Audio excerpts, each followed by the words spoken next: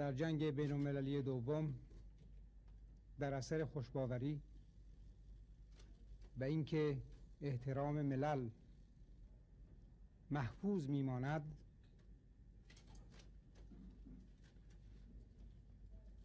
در قفس طلایی به اصطلاح بی‌طرفی خودمون آرامیده بودیم تا اینکه به ما کسانی که صاحب زور بودند معنی بی‌طرفی را نشان دادند.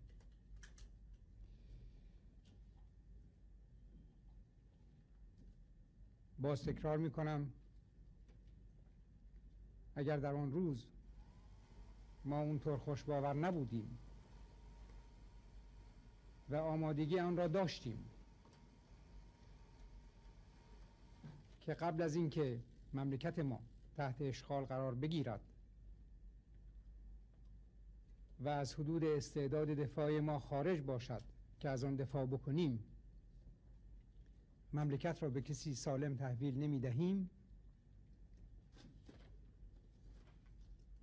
اتفاقات شهریور 1320 احتمالاً پیش نمی آمد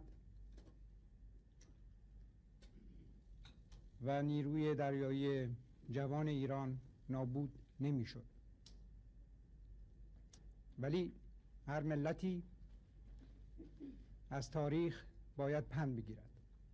پند ما چه بود؟